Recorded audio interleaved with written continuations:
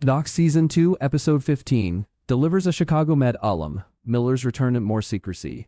By author Jasmine Blue. Secrets are no fun at all, and there were plenty of those circulating around Doc Season 2, Episode 15, from the messy Larson-Hamda family drama to Joan exposure. But the real conflict lies in Richard Miller's return. The good news in shifting from the revenge plot with Hannah and Charlie is that we've seemingly moved on from it for good. Yes, the wrap-up for it was far too abrupt given how the arc dragged on for many, but to those who loathed the arc, I say, beggars can't be choosers. However, that arc has paved the way for Amy to have a different type of conflict at work, and it seems that will be the return of Richard Miller. We knew after Doc Season 2, Episode 13, that Miller would be leveraging information to get something out of Westside, and he did. Learning about how two major instances of people unleashing havoc on the hospital related to Amy specifically gave Miller something to bargain with. And now, he'll be returning to work full-time at Westside after settling with the Dixon family. If Amy felt like a pariah returning to the hospital without any memory of her treatment of others, then Miller should very much feel the same as he returns after all the controversy from Doc Season 1. It's rather insane, The idea is that Amy created a hostile environment, yet bringing Miller back is a hostile environment. Hostility abounds and simmers within the walls of Westside, from Amy's personal life clashing with her professional life to the impending fallout when TJ and Sonia expose Joan. Friendships have fallen apart, mentorships are in a precarious state, families are fractured. It's just another day on Doc. The only real person who challenged Miller's return and his motivations was Michael, but we've long established that he has zero capital or sway in that boardroom. At this point, to paraphrase Fitzgerald Grant, he's ornamental, not functional. But it seems Doc will take the same approach they did before, trying to add layers to Miller so he is just a one-dimensional antagonist. Except it still does work. He killed a guy, but the efforts to cover it up were heinous. For Miller, being a doctor is all he knows and loves. Not practicing medicine is an option. He's akin to Amy herself in that regard. But he also loves his family. And since no other hospitals in Minneapolis will touch him, he has to work at Westside because his family has already been through a lot. They still have their own family issues to deal with, and he does want to uproot them. It's perfectly reasonable from his perspective, even if his arrival is bound to unleash holy hell on Amy and all of Westside. So, here we are, with Miller officially back, and his timing could be more chaotic. Now, one has to wonder how Joan will factor into things. If she's properly incentivized, she could be a more reliable ally to Miller in the coming days, especially with the threat of her secret being exposed. This situation with Joan is tough because she has to disclose her health issues, as they can seriously impact the livelihood of patients. But it also does feel right watching Sonia and TJ scheming, digging into her medical history, office, and violating her privacy, just to confirm something they suspect, instead of using the proper channels. They came across like meddlesome teenagers.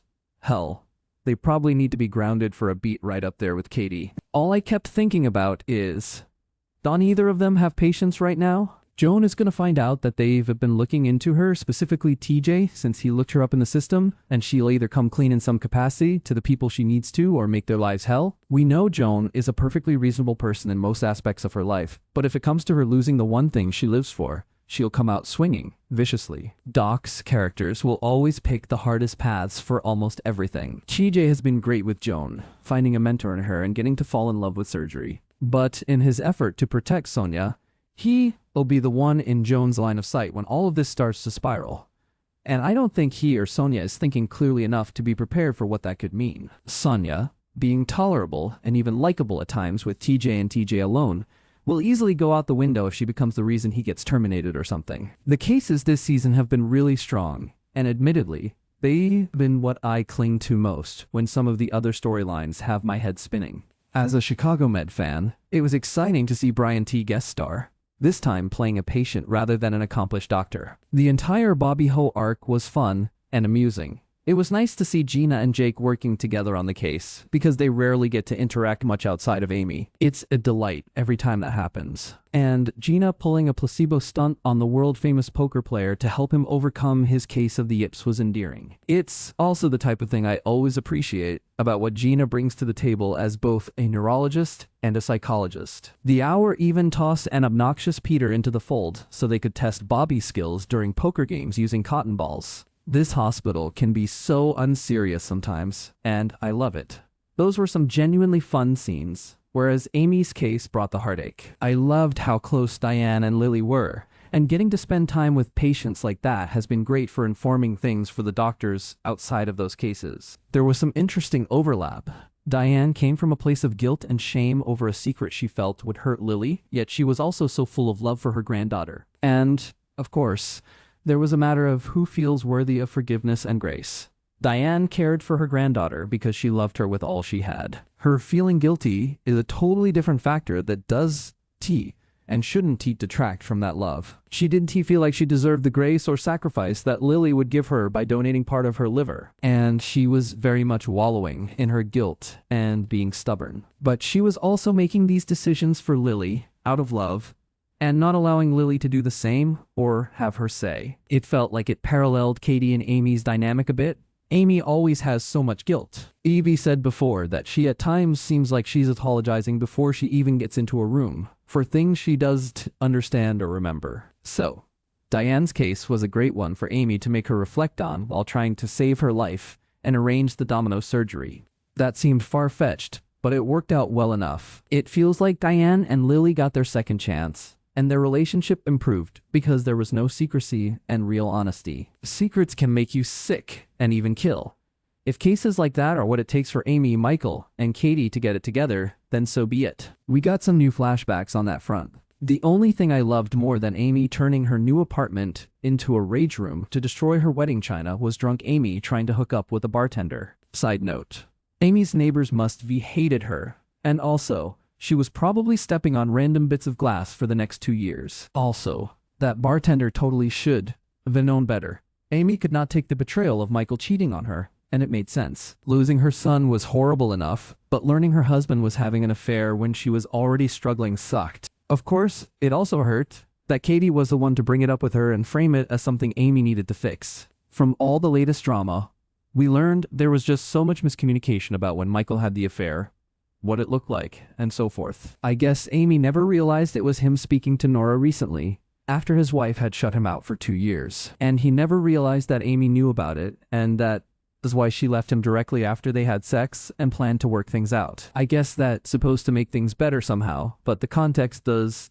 make me feel any different. We know more about why the misunderstandings persist, but that all of this is something that could even be discussed for years is too much for me. Amy felt betrayed.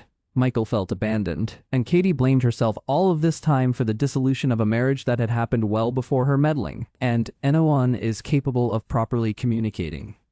The communication issues with this family are downright exhausting at this point. Amy really getting to express her hurt was a great moment, because she does typically get to do that. It's easy to get lost in how well she's coping, but she's always playing catch-up because everyone gets to tell Amy her own history with their own curated versions. She spent all this time believing she was the only reason her marriage and family fell apart. And she's been taking all this heat while Michael gets to be scorned and the good guy. Her calling him out on that was probably cathartic and essential. His lack of any real reaction to that, or to anything resembling accountability, and just opting for deflection and blame, or just no acknowledgement, remains bizarre and infuriating. Katie still reads as wildly youthful and emotionally immature at times, as if some of this would work better if she were, maybe, 4 years younger. It's all very messy, and I don't know. I got nothing. It's hard to say where this should even be headed, or where I'd even want it to head at this rate. Amy and Michael are still lying and omitting to Katie, even though it never serves them or her well. Michael still believes they could have been something, and even if he were right, what difference does it make now? Also, he has bigger issues to focus on. We're still trying to keep the love triangle alive, I guess. But oof, I have nothing. But at least Amy has Jake, who is supportive and gives her space to sort things out without giving unnecessary input. He's a great confidant, and he seems to get Amy. On any other series, her telling him about her anger with Michael would become a whole jealousy sort of arc, but Jake is sympathetic and even could speak to her from the perspective of someone who knows how much and how long it hurts when a spouse betrays your trust with infidelity. I also love that he's respecting Rachel's wishes not to tell anyone about her cancer scare. Amy is likely piecing it together though. And Jake signing off on things without so much as a discussion. And the question mark regarding Rachel's personal life. All of it feels concerning distantly. It's Doc, after all. They constantly leave us waiting for another shoe to drop. Doc returns with all new episodes on March 3. No account? Register here, forgot password, enjoyed this review? Help us out. Drop a comment or share it. It's free, painless, and helps keep independent TV coverage alive. From Doc and high potential to brilliant minds, supporting characters getting sidelined remains a frustration. Julie's health scare sparks romance for her and her colleagues on Doc Season 2, Episode 14, while Michael's ascent reaches new lows. If you needed a break from revenge drama, Doc Season 2, Episode 13 delivers compelling cases and returns to form. Whether Doc fans love him or hate him, Michael Hamda is the last line of defense protecting Westside. If he falls, so does everyone.